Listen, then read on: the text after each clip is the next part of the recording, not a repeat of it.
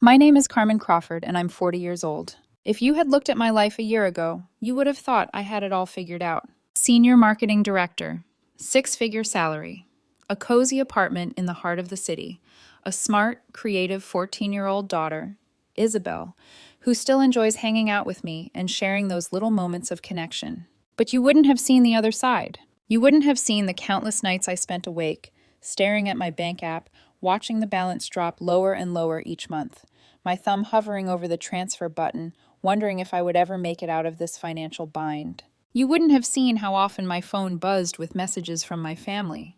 Not the kind that asked how I was doing, but the kind that demanded something from me. Something they felt entitled to. It wasn't just me they were reaching out to. It was my paycheck, my resources, my hard-earned success. You wouldn't have seen the truth. For nearly a decade, I wasn't a daughter. I wasn't a sister. I was an ATM with a pulse. I had made it out. I had built a life for myself, a life that was finally my own. No one else's hands in my pockets. No more guilt. No more manipulation. And then, that Friday evening, the doorbell rang, and everything I had worked for felt like it was about to shatter. The door rattled in its frame, and I heard it, the familiar thud of a fist pounding against the wood. "Carmen, honey, let us in," came the sweet voice of my mother. That voice, the one that always found a way to make everything sound like it was for my own good. I glanced at the peephole. It was my brother, Austin, hammering at the door, his face flushed with impatience, a smug grin on his face. Behind him, I saw my mother, her perfect smile, her practiced sweetness. My father lingered in the background, his gaze fixed on the ground as if the concrete held all the answers. I felt a pang of irritation in my chest. "Austin, what the hell are you doing here?" I muttered under my breath, already knowing what was coming. The door rattled again. "Open up, Carmen. I know you're in there." I pulled my phone from my bag and stared at it for a moment, the weight of the situation sinking in. I knew this routine too well. They were here for money. They always came when they thought I had something to spare. I didn't say a word. Instead, I reached into my bag and pulled out a yellow envelope. I slid it through the crack in the door, just enough for them to see the stamp on the legal papers, my restraining order. The one they had pushed me to file 2 years ago, the one they had never fully respected. I could hear the silence on the other side of the door as their eyes locked onto the court stamp. Their expression faltered for a moment, but it quickly turned to frustration. 40,000, Carmen, Austin sneered, his voice rising with each word. 20 for my gambling debts, and the other 20 for the down payment on Dad's motorhome. You've got plenty, right? Time to share the wealth. I felt a chill settle in my stomach as I pressed the phone screen to my ear, my thumb hovering over the call button. My hand shook just slightly as I stared at it. "Mom, we've been through this," I said, keeping my voice as steady as I could. "I don't owe you anything anymore. Not after everything you've done. I'm done." But my mother's voice, always sweet, always manipulative, cut through the air again. "You owe us, Carmen. After everything we did for you. The sleepless nights, the piano lessons, the braces." Her voice dripped with feigned sweetness. "You owe us this, honey." The words hit me like punches to old bruises. I felt that familiar knot form in my chest, but I swallowed it down. I didn't respond. My finger hovered over the phone screen, ready to dial 911 if I needed to. The restraining order was still in place. I had a legal right to protect myself from them. "A piece of paper doesn't scare me," Austin sneered. "You really think the cops care about family drama?" I lifted my phone higher, my thumb finally pressing the redial button. The green glow illuminated the space between us as I held it up for them to see. Take one more step and I hit send. "The restraining order is still active," I said, my voice flat, emotionless.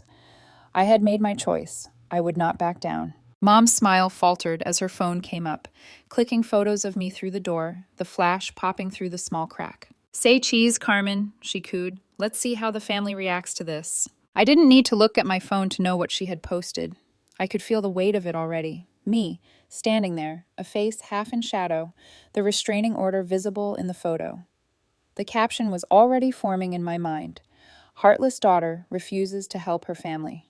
The knot in my stomach tightened again. I didn't move. I kept my thumb on the redial button, feeling the familiar tension in the pit of my stomach as the minutes ticked by. Their demands wouldn't stop. Not now. Not ever. They didn't care about me. They never had. "Leave, or I'll call the cops," I repeated, my voice steady. But the reality of the situation pressed down on me. It wasn't just the money. It was everything they had taken from me over the years. Mom tucked her phone away, her smile vanishing completely. "You'll regret this, Carmen." And just like that, they turned and left. Austin lingering the longest, glaring at me as he left, his voice carrying on the wind. "This isn't over." The sound of their footsteps faded, and I stood there, staring at the door, my heart pounding in my chest. The group chat buzzed in my pocket, and I didn't need to look to know what they had posted. The same story, the same manipulation. I sank onto the couch, hands trembling. The quiet of my apartment felt like a weight now. Peace, my peace, had been shattered once again. Tomorrow I would have to face it all, the fallout, the shame, the pressure. I was in the middle of something much bigger than just a family squabble. But one thing was clear. I couldn't back down now. I sat there for what felt like hours, my hands shaking as the messages continued to flood in from the group chat. My phone buzzed again, and I didn't need to look at it. I knew exactly what was there. More accusations, more manipulation. Carmen refuses to help her family, heartless daughter. It would spread like wildfire, reaching more people than I could count. It always worked this way. They always found a way to twist the story, to turn it on me, and to make me feel like I was the one who was in the wrong. I had spent the last few years carefully building this life, my own space, my own rules, but it was all crashing down now. I couldn't stop it. I thought about the past, about all the times I had allowed myself to be pulled back into the chaos, all the times I had allowed my mother, Patricia, to convince me that family came first, no matter what. She'd always used that line, the one that made it feel like I owed her something, that somehow her sacrifices for me had come at a price. My mind wandered back to when I was just a teenager and my brother Austin had first started showing signs of his issues: gambling, borrowing money, lying. And my parents, especially Patricia, always made excuses for him. She'd look at me with that soft, pleading smile and tell me that I needed to understand. "Boys will be boys," she'd say. When Austin stole the $5,000 I had saved from my summer internships and weekend shifts, I was crushed. I was trying to build something for myself, and Austin had taken it. The worst part was, my mother just brushed it off as though it was no big deal. "He just borrowed it for gas money, Carmen," she'd said, her voice calm, as if nothing was wrong. "Boys need help sometimes." No apology, no accountability, just excuses. And I believed her, just like I always did, until I couldn't anymore. It was right after that, after I had finally moved out and cut ties, that I filed the restraining order. I had to. I couldn't keep letting them manipulate me. I couldn't keep enabling their messes. But here they were again. Austin, my mother, Dad, all standing at my door, demanding money, twisting the truth. I had thought I was safe. I had thought that if I just kept my distance, kept my success to myself, I'd be free. But no. They always came back, always found a way to make me feel guilty for living my life. I couldn't go back to that life, not again, not after everything I had worked for, but part of me felt that familiar tug, the one that made me doubt myself. Was I doing the right thing? Could I really turn my back on them? I thought about my father, David. He had always been a passive figure in my life. He never stood up to my mother, never took my side. He just followed along with whatever she said. I could see it now, the way he always let Patricia call the shots, the way he never intervened when Austin made one of his demands. He was a shadow in our family, a spectator, never a participant. And now he was back, silent as ever, letting Patricia do the talking. It was easier for him to hide in the background, to let my mother run the show. He had always done that. He was too afraid to stand up to her. I hated that about him. And yet I still felt the pull of duty to him, like I was supposed to care, supposed to help him. Austin's voice broke through my thoughts. His words, venomous and sharp, echoed in my mind. This isn't over. And I knew deep down that he was right. It wasn't over. It never would be. They would keep coming for me, keep pushing, because they thought I owed them. And if I gave them anything, they would keep coming back, taking more, asking for more. But I couldn't go down that road again. I wouldn't. I stood up, pacing the apartment. The familiar weight of their demands hung heavily in the air, but I refused to let it break me. I had worked too hard to get here. Too many nights spent sleepless, wondering if I would make it, if I would ever have peace. I had earned my independence, and I wasn't going to let them take it from me now. I grabbed my phone again and typed a quick message to Nathan, my colleague. He had messaged me earlier, something about the family drama going viral. I had muted the group chat, but I knew I needed to face it, address it somehow. I couldn't avoid the fallout forever. My phone buzzed once more. I looked at the message preview. It was from Victor, my boss. Carmen, let me know if you need to talk about anything. We've noticed some tension on the team recently. Let's touch base tomorrow. I closed the message without responding. Tomorrow would be another day of dealing with the consequences. But tonight I would finally put my foot down. I couldn't keep living like this, caught between what I had earned and the people who wanted to drag me back into their mess. As I sat down at the kitchen table, I finally allowed myself to take a deep breath. I had been trying to ignore the way my heart was racing, trying to avoid the tightening feeling in my chest. But it was time to face it, all of it, once and for all. The next morning arrived with the harsh reality of what my family had done. The group chat notifications kept pinging throughout the night, and I hadn't dared to look at them. I knew what I would find: more accusations, more manipulation. This was no longer just a family issue. It was a public spectacle, one I had no control over. I pulled myself together, determined to push through the day. Isabel had left for school, and for the first time in what felt like weeks, I had a few quiet hours to think. I couldn't keep doing this. I couldn't keep letting them into my life, taking from me, leaving me emotionally drained every time they came around. They weren't just asking for money anymore. They were demanding my attention, my energy, my peace. I sat at my kitchen table, staring at the pile of bills and documents scattered in front of me. The legal papers, the photos my mother had taken of me at the door, the GoFundMe campaign they'd launched, targeting me as the villain. It was all there, laid out like a betrayal I couldn't ignore. I didn't even know how they'd managed to get so many people on their side. The family always believed my mother's version of events. They always believed her narrative, the one where she was the martyr, sacrificing everything for us. They'd never seen the other side. I hadn't spoken to Grandpa Raymond in weeks. The last time we talked, it was right after Patricia had spread some lie about me in the family chat. Raymond had always been my anchor, the one person who truly understood me, but I hadn't heard from him since the group chat debacle, until now. My phone buzzed again, and this time it was a message from him. Your mother sent me a photo. Says you won't help with money. Explain yourself, kiddo. My stomach dropped. I'd known this was coming. He always felt the need to intervene, always wanted to understand both sides before making any judgment.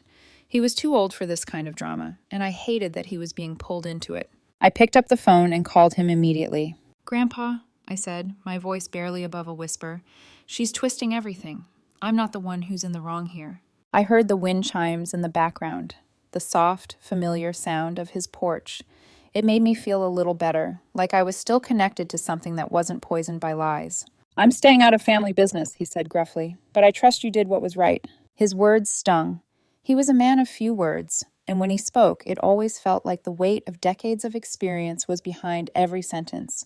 But this time it felt like he was pulling away, like he was choosing to stay neutral. I didn't respond. There was nothing left to say. When I hung up, I felt a deep sense of loss. I hadn't expected him to take sides, but I had hoped for a little more understanding.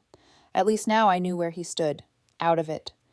His silence said more than words ever could. The day dragged on. I tried to focus on work, but every notification, every ping of my phone, sent my heart into a spiral of anxiety. The GoFundMe page was still growing. People from the family were still piling on with their comments. The damage was spreading faster than I could control it. By late afternoon, the pressure finally got to me. I couldn't ignore it anymore. I picked up my phone and called Bethany, our legal counsel. The situation was escalating, and I needed to take action before things got worse. Bethany, it's me, I said, trying to keep my voice steady. They're escalating this. The group chat, the GoFundMe, it's all getting out of hand. I need to know what we can do legally to stop this. I could hear her typing on her keyboard as she spoke. We're going to need to move fast. The court of public opinion is already turning against you, and your family is using that to their advantage. We'll need to file a defamation suit, but you should be prepared for them to go after your professional reputation, too. I felt a sickening knot form in my stomach. I can't afford to lose my job. If this gets to HR, if it spreads further... I know. I've already flagged the situation with the company's legal team.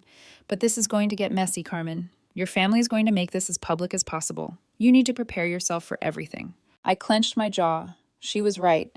This wasn't just about money anymore. This was a fight for my reputation, for my peace, for everything I had worked to build.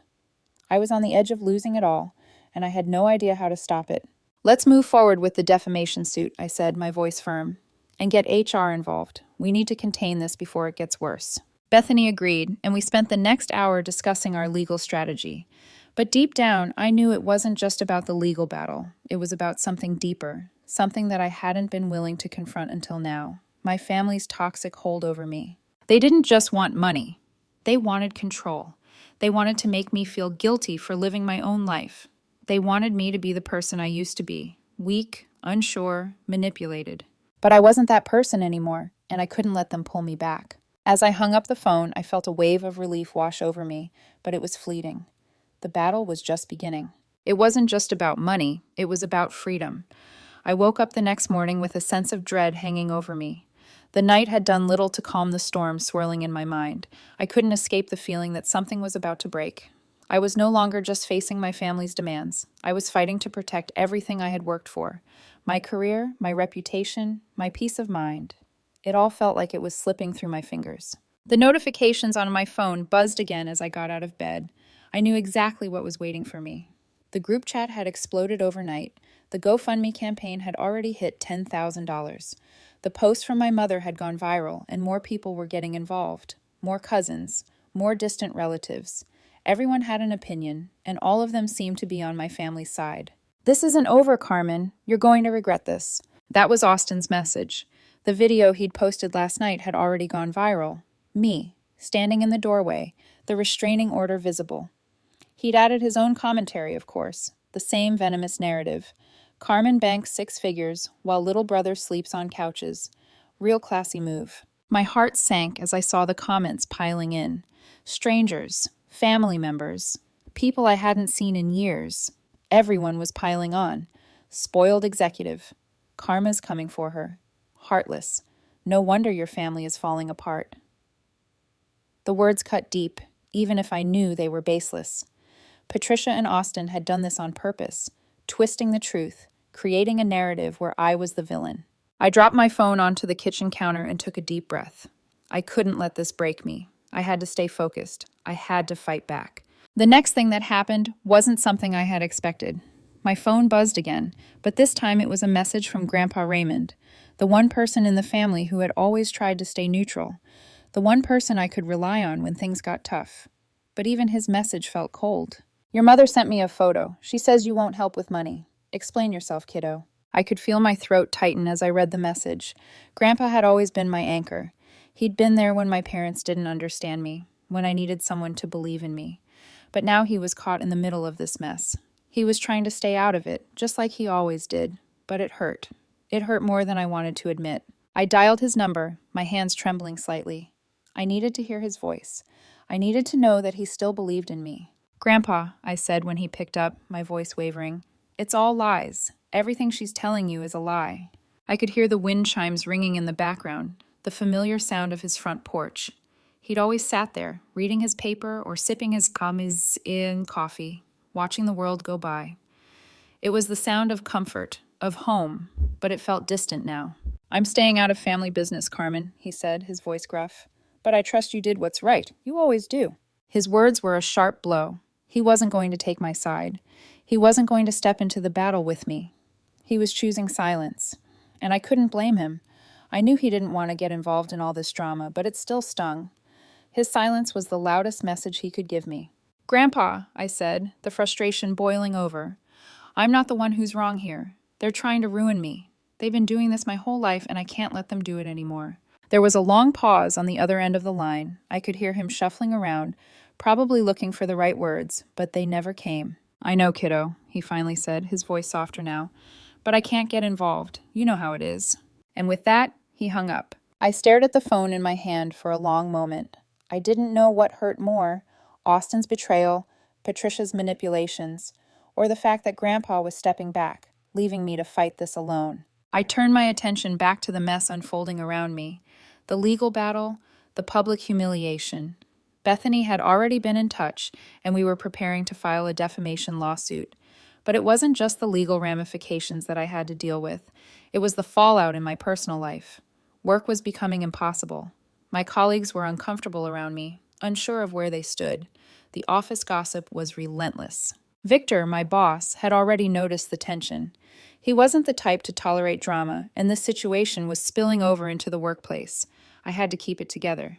I couldn't afford to lose my job, not now, not after everything I'd worked for. But it was getting harder to separate the professional from the personal. At the end of the day, I had to face it. I had to take control of my narrative. My family was never going to change.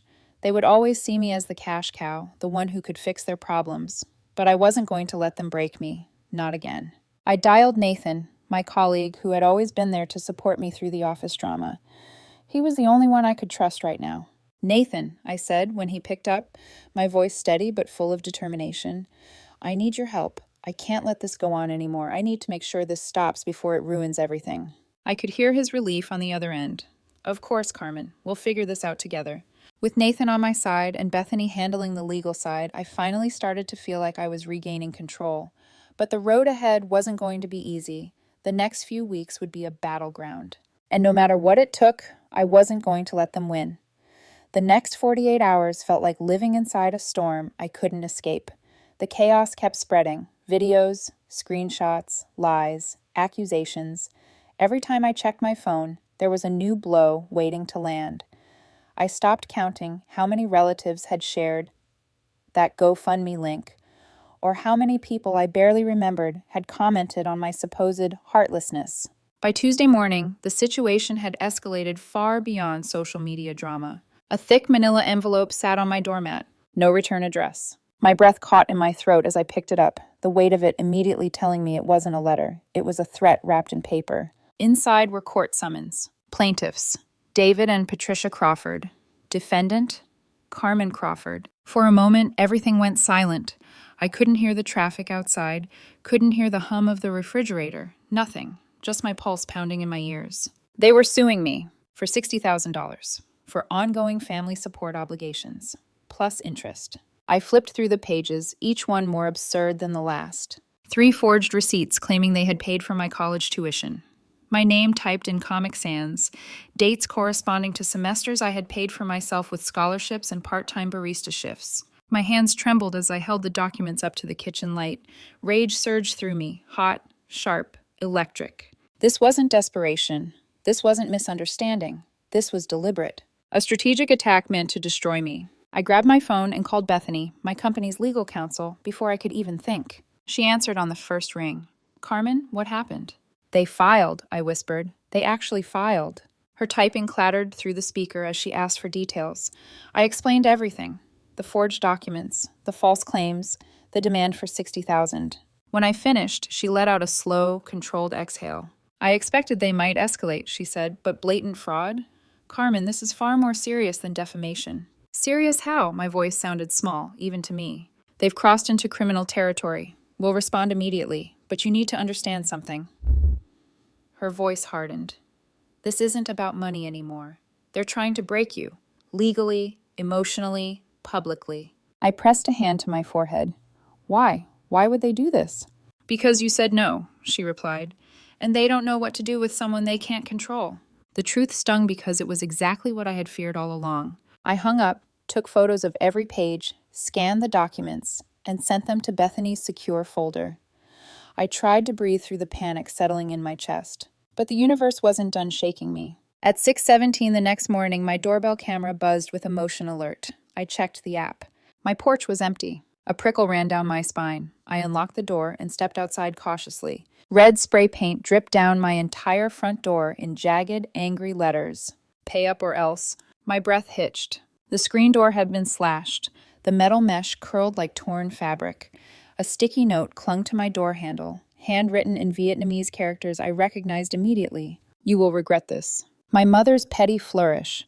She'd been bragging for years about learning cultural phrases from her friends at the nail salon. I stood frozen on my porch, the early morning cold seeping into my bones. Then something inside me snapped, cleanly, decisively.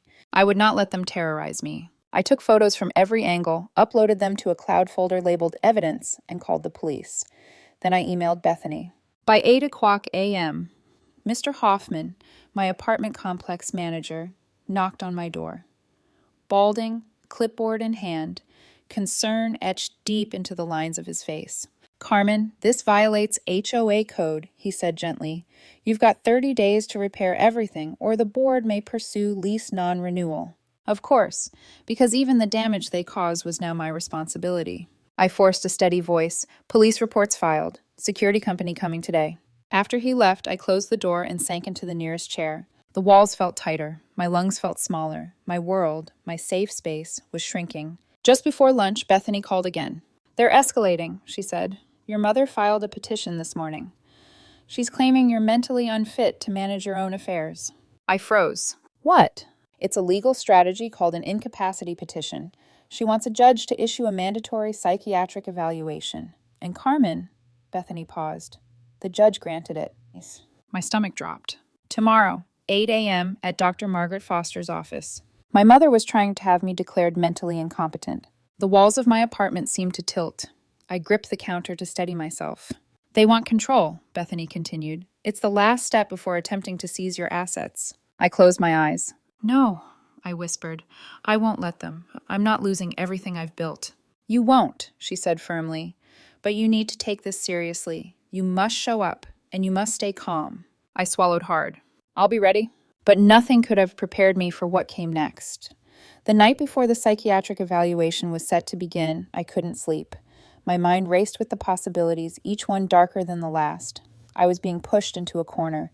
They had forced me into a battle I never wanted, using every weapon they had: lies, manipulation, even legal tactics meant to break me. I had thought I was done with them. I had built a life free of their influence, but they wouldn't let me go. They kept coming, each time more insistent, more destructive. At 7:30 a.m., I pulled on a simple black dress, something that felt professional but neutral. I couldn't afford to look vulnerable, not with my mother's petition looming over me, her attempt to have me declared mentally unfit. The thought of it made my blood boil, but I couldn't show it, not today. I arrived at Dr. Margaret Foster's office by 8:00 a.m. The sterile waiting room smelled of antiseptic and bland coffee. The walls were a dull beige, the kind of color that drained everything vibrant out of the room. A clock on the wall ticked loudly, marking the passing moments, each one feeling heavier than the last.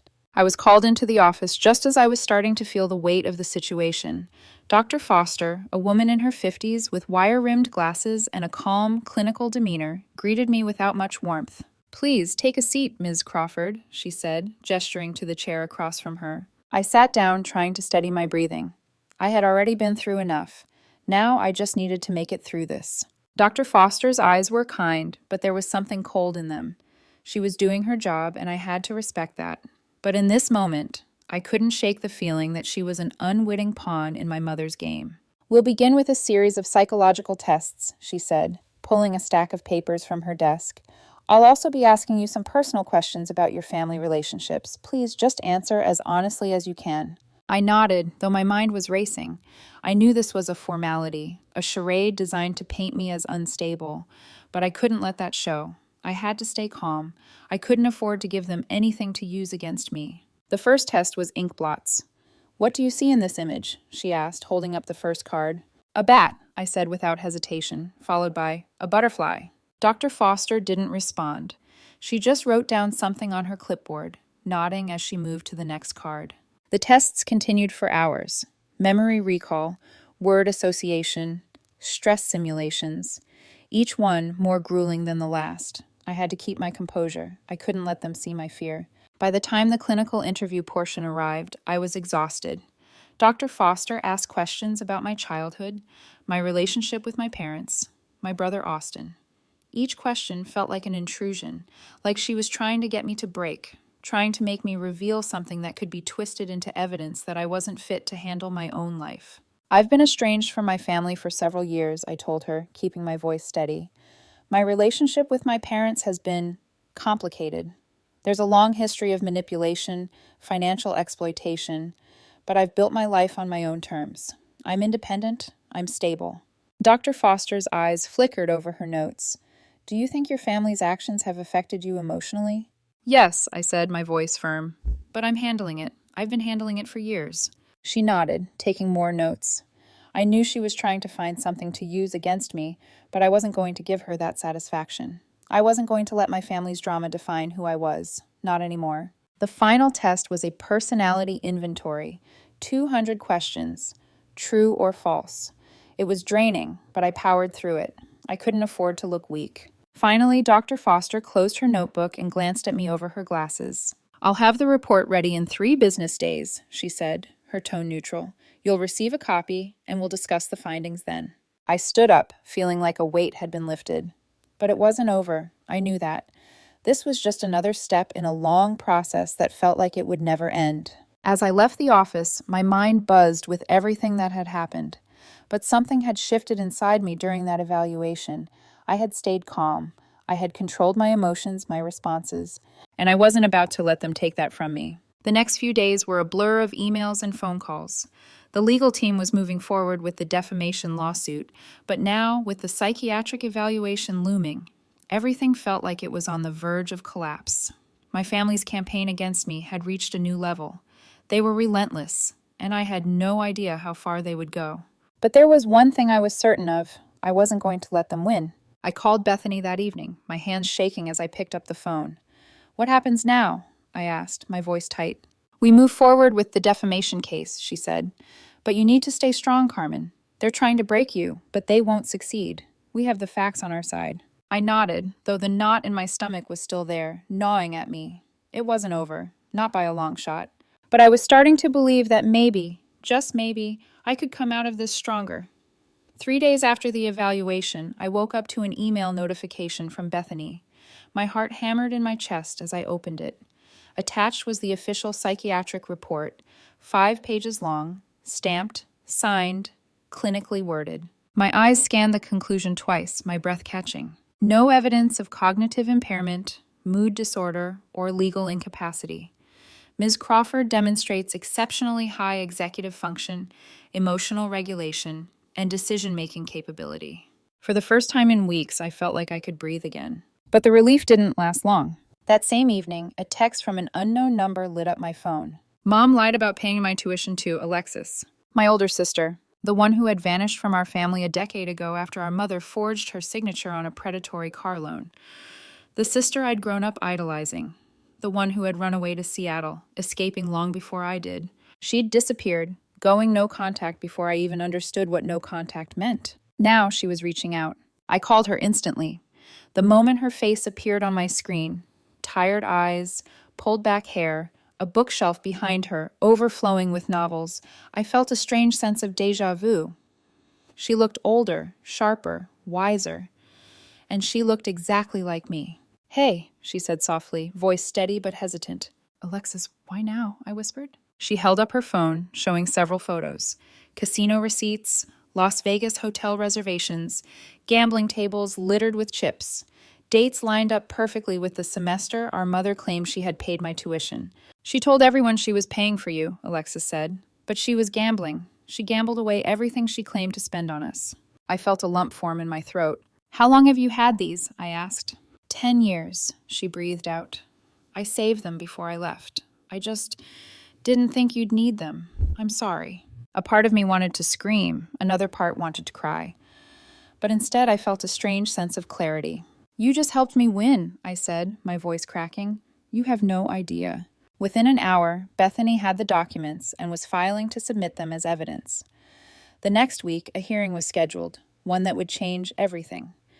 Thursday morning, the Denver County courtroom felt colder than usual. My palms were sweating as I sat beside Bethany, a stack of evidence in front of us. Mom sat across the room, pearls at her neck like armor, her expression a mask of trembling anger. Dad sat hunched beside her, eyes glued to the floor. Judge Harlan entered with a rustle of black robes. "Call the Crawford petition," the bailiff announced. The screen on the wall flickered, and a video call connected to Seattle. Alexis appeared, freshly sworn in.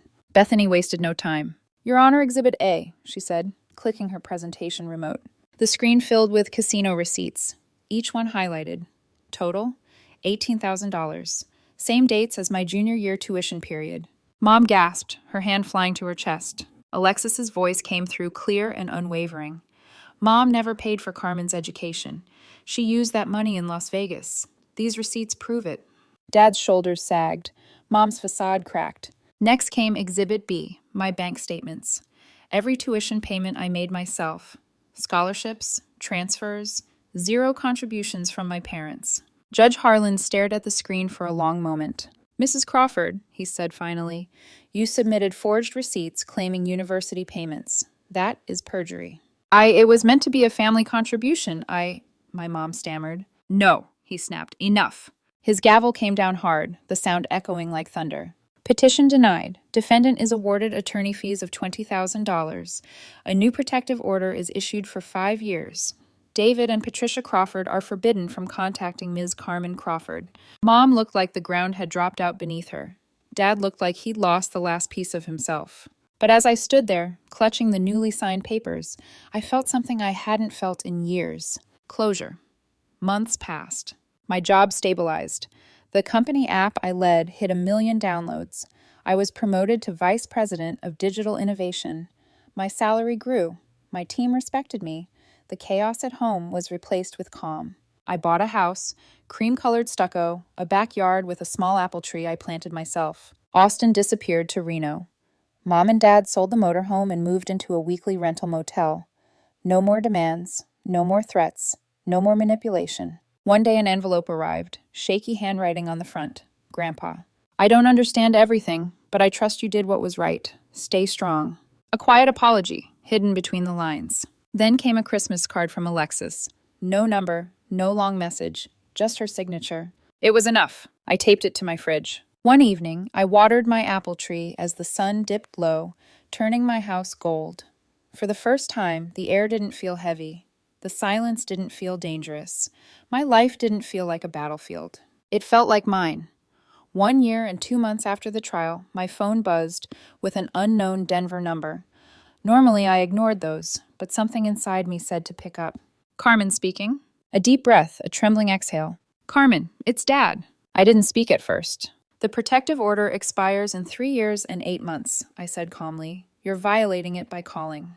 I know, he whispered, but I need to tell you something. I waited.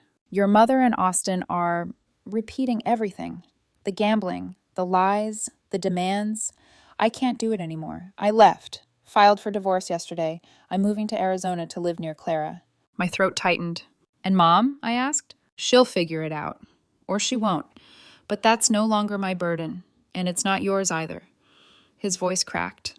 I signed away all claims to your income. I wanted you to hear that from me. Silence hung between us. You could have stood up years ago, I finally said, my voice shaking. I know, he whispered. I've failed you more than you'll ever know, but I wanted to do one right thing before I die. You were right about them, all along.